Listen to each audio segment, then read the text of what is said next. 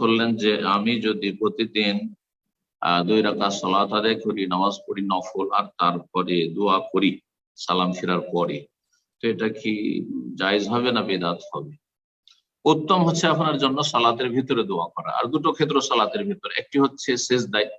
সেজদায় দোয়া করলে সবচেয়ে বেশি আল্লাহর নিকটবর্তী আপনি। আকরাবু মা ইয়াকুনুল আবদু মির রাব্বিহি ওয়া হুয়া সাজিদ। বান্দা যখন সেজদায় লুটিয়ে পড়ে তখন আল্লাহর সবচাইতে নিকটবর্তী হয়ে যায়, তো সবচেয়ে কাছাকাছি, তখন আল্লাহর সামনে আরজি পেশ করুন। এটা আপনার জন্য উপকারী হবে, আমাদের জন্য, সবার জন্য উপকারী। জি।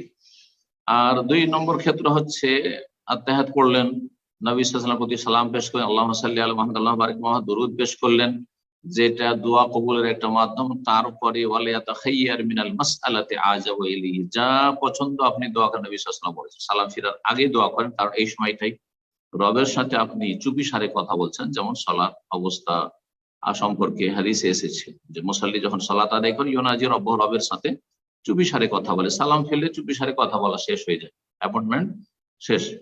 কিন্তু তারপরে কেউ যদি দোয়া করে, কারণ অনেকের অভ্যাস হয়ে আছে যে আমি যদি একটু হাত তুলে দোয়া না করি তো মন ভরে না, দোয়া যদি করে তবে কন্টিনিউ করিয়েন না, যাতে করে বেদাতের আকারে না চলে যায়, এই আশঙ্কা না থাকে। আপনি নিয়মিত করবেন না, মাঝে মধ্যে আপনি সালাতের ভিতরে দোয়া করলেন, তারপরে আপনি আরো অতিরিক্ত দোয়া করতে চান, নিজের ভাষায় আরো বেশি দোয়া করবেন, হাত তুলে দোয়া করবেন আল্লাহর কাছে, তো মাঝে মধ্যে করেন, কোনো অসুবিধা নেই ইনশাআল্লাহ। আল্লাহু আ'লাম। জাযাকাল্লাহ খাইরান। তো আপনাকে আনমিউট করে দিচ্ছি, অবশ্যই সেম রিলেটেড প্রশ্ন করবেন দোয়া সম্পর্কিত। জি।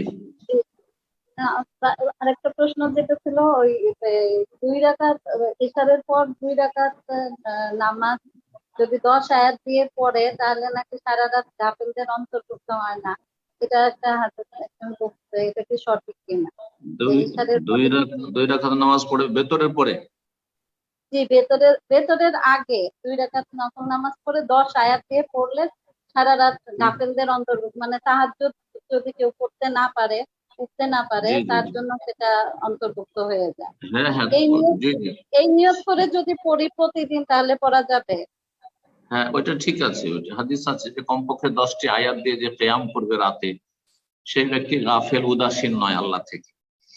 আর যদি কেউ 100টি পড়ে তাহলে আরো ফজিলত, আর তার চাইতে বেশি কেউ যদি করে 1000 বা কিছু, তাহলে সে মুকান্তারিন।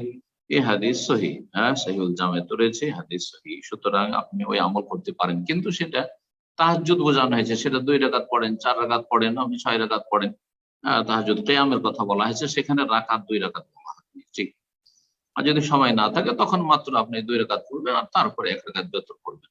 সালাম ফেরার পরে 1 রাকাত বেতর পড়ে বেশি উত্তম। ومن أحسن قولا ممن دعا إلى الله وعمل صالحا وقال إنني من المسلمين